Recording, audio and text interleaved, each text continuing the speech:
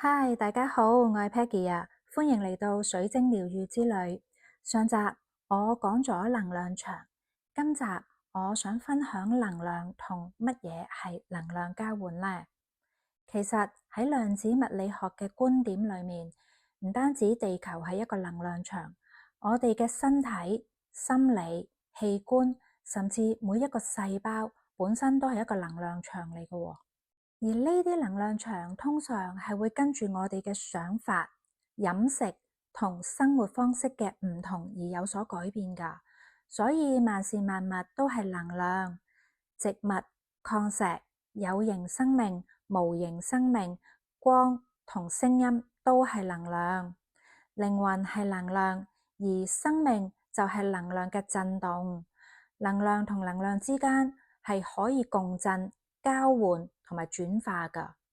能量係有高頻同低頻嘅分別嘅，意識亦都係能量，而能量交換係無時無刻咁發生喺每一個人嘅身上㗎。首先你要知道，情緒同思想都係能量嚟嘅，正能量就係正面嘅想法同埋情緒，能量係會透過震動而傳遞㗎。當有人同你分享開心嘢嘅時候，你會產生喜悅嘅情緒，而雙方都會分享喜悅，同埋彼此都會感覺到呢一啲嘅情感㗎。呢個就係能量交換啦。喺乜嘢情況之下最容易無意識咁交換咗能量嘅呢？通常係發生喺人與人嘅能量場域裏面。我喺上一集都有分享過，人同人嘅能量場係好容易重疊㗎，好似喺一啲工作場所、家庭環境、公眾地方等等，呢啲都係能量場域同埋係集體能量場嚟㗎。有啲人係無意識咁交換咗能量㗎，有啲係有感覺嘅，而有一啲係自動吸收㗎。有啲人係唔自覺咁吸收咗負能量嘅，呢啲通常都係聽人哋講自己嘅不幸同埋佢嘅不滿埋怨，咁就做咗人哋負能量嘅情緒垃圾桶啦。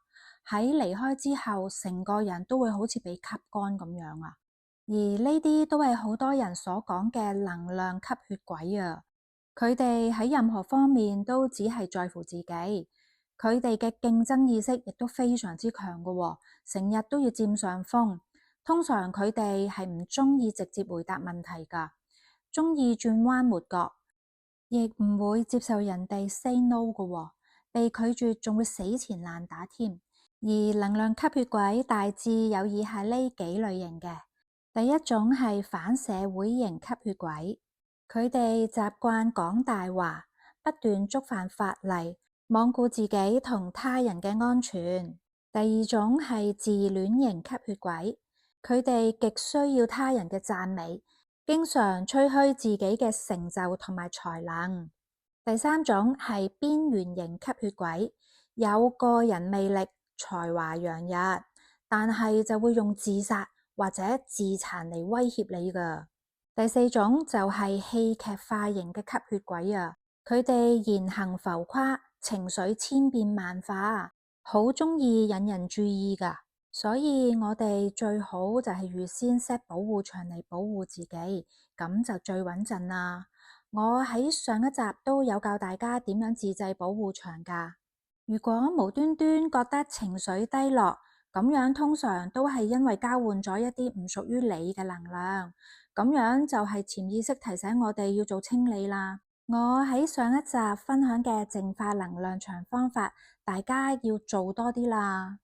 其實除咗同人能量交換之外，我哋無時無刻都喺度同宇宙交換緊能量㗎喎，就好似呼吸咁樣，只係你無意識咁交換咗咯。而你今日所經歷嘅、所擁有嘅，都係你之前曾經送過出去，佢哋係用另外一種嘅能量形態回流返嚟。所以無論係逆境、順境、豐盛、缺乏，都係用能量交換嘅形式嚟到㗎。能量交換嘅原理又係點樣嘅呢？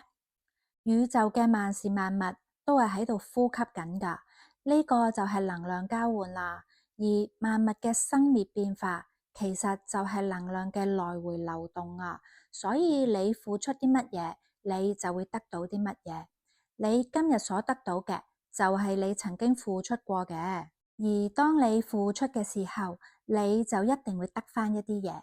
當你俾出去嘅時候，就係喺度建立能量流通嘅回路。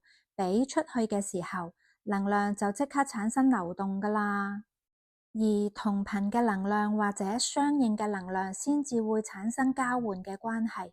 你付出乜嘢品質嘅能量，就會得到乜嘢品質嘅顯化。換句話說，如果你想變得有錢，咁首先你就一定要付出吸引財富嘅能量。一個吝嗇付出嘅人，最終都係會得到匱乏噶。而呢一種係叫做施受同體，邊個付出，邊個就會得到；邊個給予，邊個就會回流。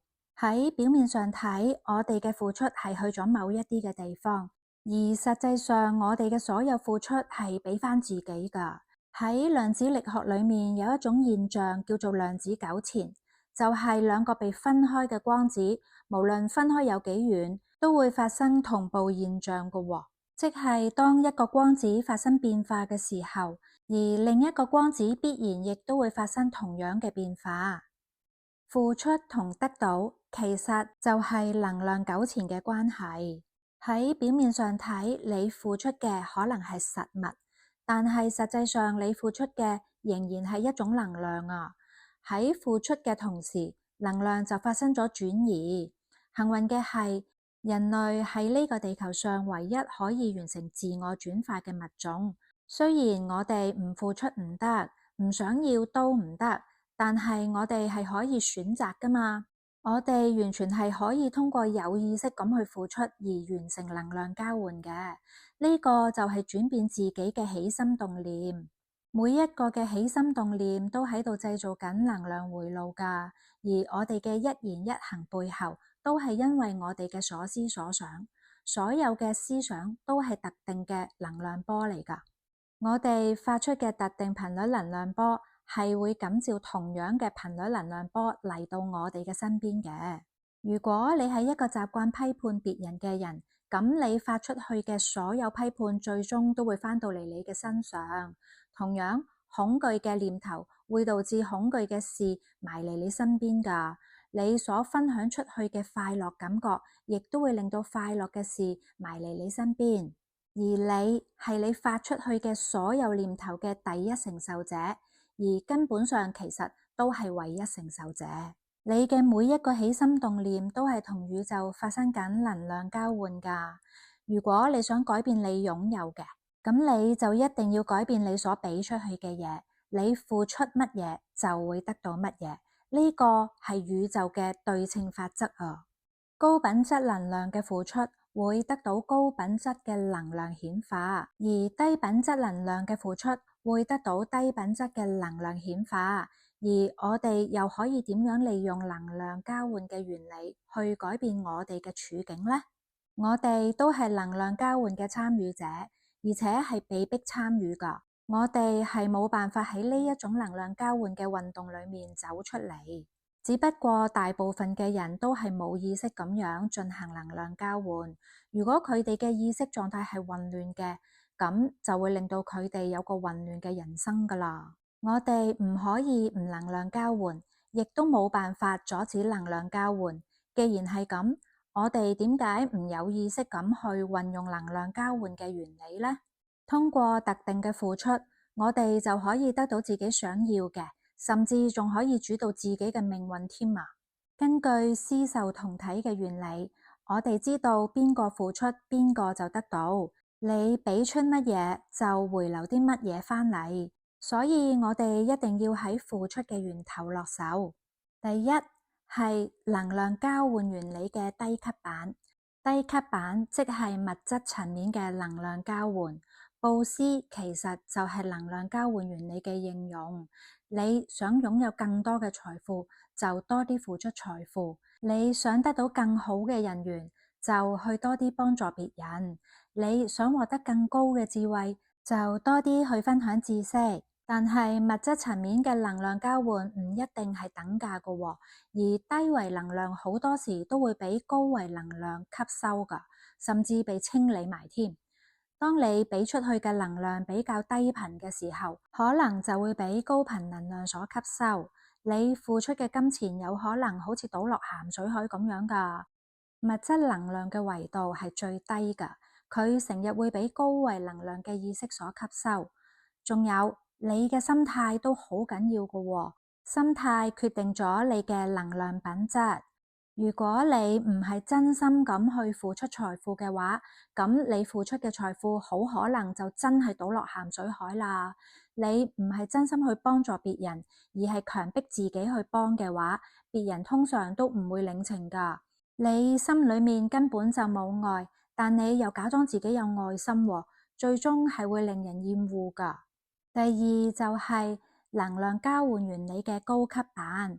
意識能量嘅維度比物質能量嘅維度高好多倍，甚至係無限倍添。意識能量係可以直通宇宙嘅每個角落同埋層次嘅。